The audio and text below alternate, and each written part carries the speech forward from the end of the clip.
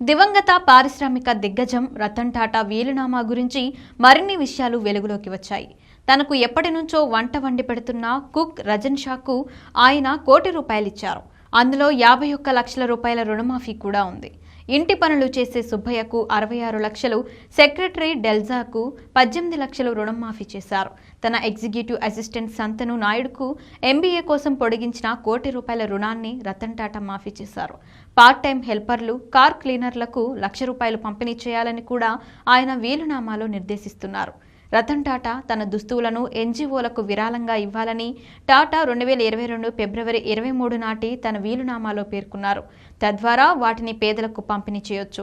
Brooks brothers షర్ట్లు, హెర్మ్ స్టైళ్లు, polo, drags, బ్రియోనీ సూట్లు వంటి బ్రాండ్లను రతన్ టాటా ధరించేవారు. రతన్ టాటా పెంపుడు జంతువు టీటో గురించి వీలునామాలో ప్రత్యేకంగా ప్రస్తావించారు. జర్మన్ షెఫర్డ్ కోసం ఆయన ₹12 లక్షలు కేటాయించారు.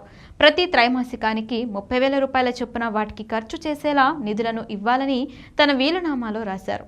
అటు తన సవతి సోదరిమణులు అయిన సిరోన్ జజీబోయ్, దియానా జజీబోయ్ పేరు మీద ₹800 కోట్ల రాశారు రతన్ టాటా. ఇందులో ఫిక్స్డ్ డిపాజిట్లు, స్టాక్స్తో పాటు ఖరీదైన వాచ్లు, పెయింటింగ్స్ వంటి విలువైన వస్తువులున్నాయి. ఇక టాటా గ్రూప్ మాజీ ఉద్యోగి రతన్కు అత్యంత సన్నిహితుడైన మోహిన్ ఎం దత్తాకు కూడా ఏకంగా ₹800 కోట్ల విలువైన ఆస్తులు రాసిచ్చారు. కాగా రతన్ టాటాకు ₹10,000 కోట్ల ఆస్తులుండగా 3,800 కోట్లను దాన ధర్మాలకు ఇచ్చేశారు. 2022 ఫిబ్రవరి 23న రాసిన ఈ వీలునామా ప్రకారం ఆస్తుల కేటాయింపు జరగాల్సి ఉంటుంది. ఇప్పటికే దీనిపై బాంబే హైకోర్టులో పిటిషన్లు దాఖలైంది. ఇదంతా పూర్తయ్యేసరికి మరో 6 నెలలు పడుతోంది.